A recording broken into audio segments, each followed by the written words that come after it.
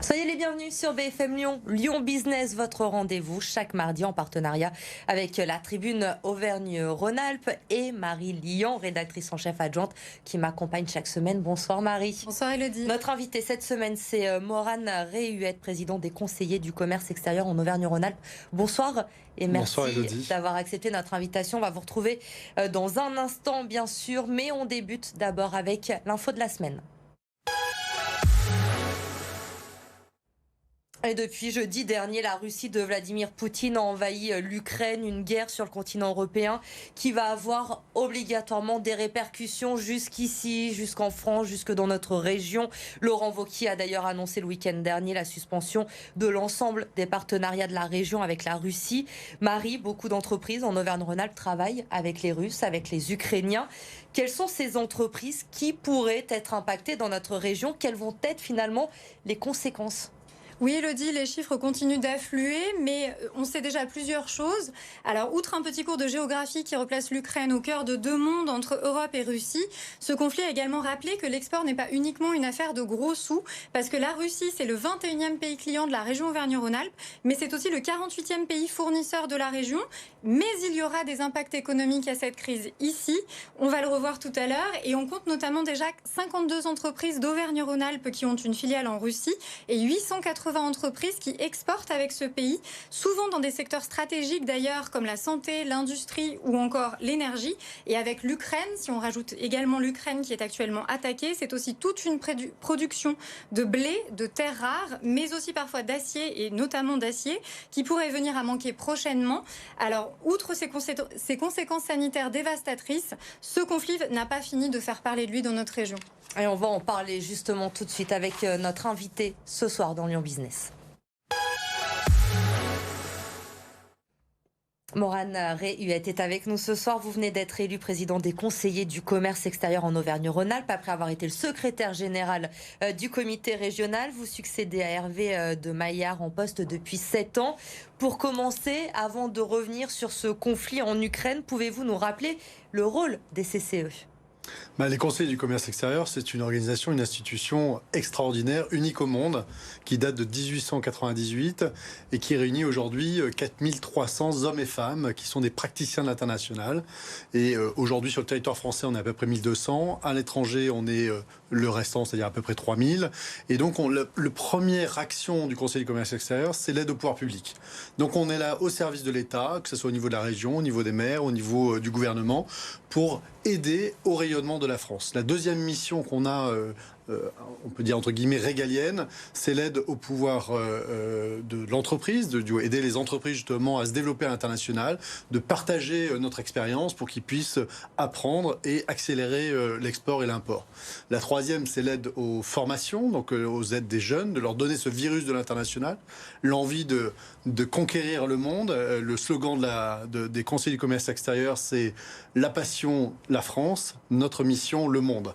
Et la dernière qui a été rajoutée tout récemment, c'est l'attractivité du territoire. C'est comment donner envie à des entreprises, à des investisseurs de venir s'implanter en France et bien sûr en Auvergne-Rhône-Alpes. Alors vous débutez votre mandat dans un contexte très particulier avec ce conflit entre la Russie et l'Ukraine. Quels vont être les impacts de ce conflit sur les exportations, sur les importations, notamment sur les entreprises dans notre région?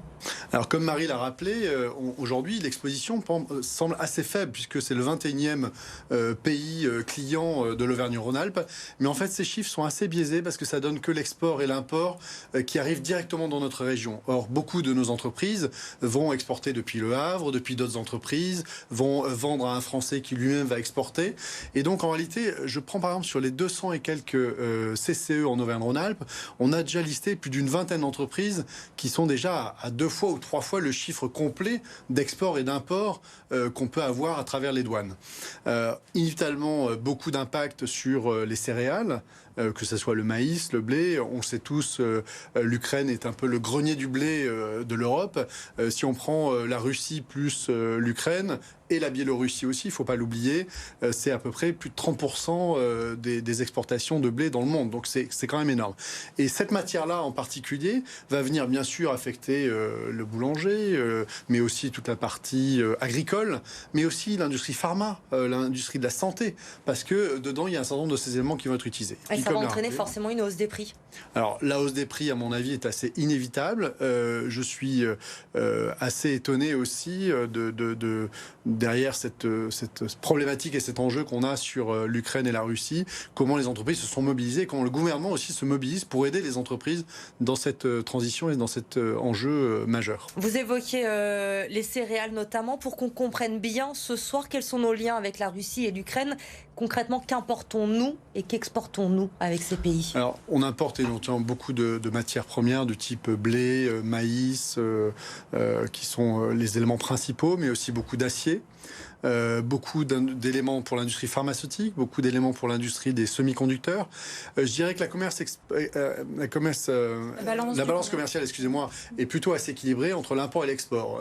Il y a quelques années avant la crise 2014, on était à peu près 20 milliards sur l'ensemble de la France à exporter et importer.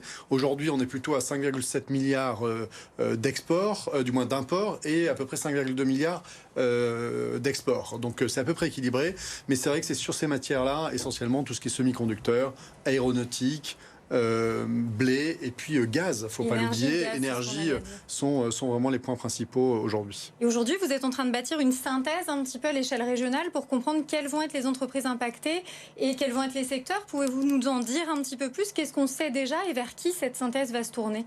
Alors ce qu'on voit aujourd'hui, c'est par exemple sur les 200 et quelques CCE, on a déjà plus d'une vingtaine qui ont remonté en collaboration étroite avec la DREETS et la préfecture pour expliquer un peu quels étaient les enjeux pour ces entreprises. On voit qu'il y a plusieurs enjeux. Le premier enjeu, c'est le problème bancaire. C'est-à-dire qu'aujourd'hui, il y a plein d'entreprises qui ont des commandes, mais l'argent est bloqué. Et l'argent étant bloqué, du coup, ça bloque les livraisons d'un côté ou de l'autre. Et ça ne va pas s'améliorer avec les sanctions économiques qu'on est en train de Par contre, le gouvernement, quand même, aide ces entreprises-là pour essayer de débloquer cas par cas. Et secteur par secteur. Et secteur par secteur. Et donc, littéralement, les secteurs qui ne sont pas stratégiques vont permettre de continuer un tout petit peu à pouvoir déborder. Par contre, ceux qui ont potentiellement un impact sur des enjeux de type militaire, alors là, c'est sûr que tout est bloqué pour ces entreprises-là. Mais l'énergie, on essaye de créer un pont pour l'instant sur le plan énergétique pour pouvoir continuer à acheter notamment de l'énergie. Je pense que la France, plus que jamais, se rend compte de l'importance d'avoir mis le nucléaire en place, parce qu'on a quand même une dépendance moins importante que les Allemands sur ce sujet-là. Donc il y a des alternatives qui sont en train de se mettre en place, soit avec le gaz d'Algérie ou un certain nombre d'autres fournisseurs, mais qui ne pourront pas dans le temps tenir. Donc la question qui va être critique pour les conseillers du commerce extérieur et pour toute entreprise qui fait de l'import et l'export, c'est combien de temps cette situation-là va durer. Et aujourd'hui, on n'a pas la réponse. Et justement, la flambée du coût des matières premières, on l'a déjà vécu avec la crise Covid, on va la revivre avec cette crise-là. Vous anticipez des coûts qui vont flamber très rapidement, concrètement, pour les entreprises? Alors, de toute façon, toute crise est aussi une opportunité. Donc ça permet aux gens et aux entreprises de se réinventer, de trouver des solutions. Il ne faut pas oublier que par définition, un conseiller du commerce extérieur et des gens qui font l'international sont plutôt agiles, c'est-à-dire qu'ils savent naviguer en eau trouble. Maintenant, il y a des moments où il faut quand même revenir au port et quand même poser un certain nombre de choses claires. Donc c'est sûr que l'augmentation va être importante sur les mois à venir. Maintenant, je pense qu'il y a quand même beaucoup d'alternatives pour les entreprises qui sont dans cette dimension-là. Et on a beaucoup parlé relocalisation avant cette crise qui arrivait aussi. Aujourd'hui, on peut relocaliser, mais on ne peut pas tout relocaliser. Par exemple, une usine d'acier qui était jusqu'ici en Ukraine ou en Russie, on ne peut pas la relocaliser au centre de Lyon. Non, alors je pense qu'on ne va pas tout relocaliser, mais en tout cas c'est une invitation, une accélération, comme par exemple la Covid a été sur la partie des visios, du digital. Là c'est sûr que sur cet enjeu-là, ça va renforcer à reproduire localement pour les clients et les besoins locaux. Si on a des clients qui sont en Russie, on va devoir quand même produire en Russie, parce qu'on voit bien qu'aujourd'hui nos entreprises essayent de produire au plus près du besoin client. Et idéalement, l'enjeu de transition environnementale, transition énergétique, pousse de toute façon à être dans cette logique-là. Et en lien peut-être avec l'export aussi, vous êtes président vous-même d'une start-up, notamment Mersens dans l'intelligence environnementale. Le lien entre start-up et export, on le voit d'autant plus aujourd'hui, et notamment quand elles décident d'essayer d'être des licornes. Ça devient incontournable aujourd'hui, et en même temps c'est difficile vu le contexte géopolitique à l'international. Alors je pense que la plupart des entreprises, et en particulier des start-up ou des scale-up, si on prend le terme exact, ce sont quand même des entreprises qui sont nativement internationales. Rares sont les startups qui juste démarrent aujourd'hui dans son côté régional et après son côté national, puis après le côté européen et ainsi de suite. Par nature, les entreprises se projettent et mettent en place tout de suite les relations et les interactions pour pouvoir scaler, excusez-moi de cet anglicisme, pour justement pénétrer et grandir justement à l'international assez rapidement. Mais on ne peut pas faire tous les marchés en même temps. Le conseil que vous pourriez donner justement dans une période risquée comme celle-ci, c'est quoi? C'est d'aller vers des marchés plus proches, de mieux choisir ses cibles? Alors à la fin, c'est toujours ce qui est important, c'est un besoin, il y a un client et un problème. Donc évidemment, c'est ça qui va prévaloir et qui va permettre aux entreprises de dire tiens, j'ai une réponse à un sujet et un élément différenciant. Ne pas oublier qu'aujourd'hui, quand même, nos premiers pays de collaboration, c'est nos 4 moteurs, que ce soit l'Allemagne d'un côté, l'Italie, l'Espagne et la France. Et donc ça tombe bien puisque justement la Team France Export avec laquelle on travaille essentiellement pour essayer d'aider les entreprises dans ce premier cercle avant d'éventuellement considérer le grand export. Merci Morane Réhuette d'avoir été notre invitée ce soir Merci dans Lyon vous. Business. Vous restez avec nous, on termine cette émission comme chaque semaine avec le chiffre de la semaine. 8 milliards d'euros, c'est le chiffre d'affaires consolidé du groupe SEB, dont le siège social est à Écully pour 2021. C'est un record pour le leader mondial du petit électroménager. Le résultat net, lui, augmente de 51% en un an. Des performances remarquables, c'est ce qu'a dit le PDG du groupe, Thierry de la Tour d'Arthez. À noter qu'il a eu également, évidemment, une pensée pour les collaborateurs du groupe qui sont en Ukraine et en Russie. Nous avons pris toutes les mesures possibles pour assurer leur sécurité. Nous serons là pour les soutenir, quelles que soient les circonstances. Le marché russe et ukrainien, il représente environ 5% du chiffre d'affaires de SEB aujourd'hui. Ce conflit en Russie, en Ukraine, donc, qui inquiète évidemment beaucoup. On aura l'occasion d'en reparler, Marie, ensemble dans Lyon Business. Nouveau numéro, bien sûr, mardi prochain. Merci, Marie. Merci encore, Romane Réhuette, d'avoir été avec nous. L'info se poursuit sur BFM Lyon. Très bonne soirée.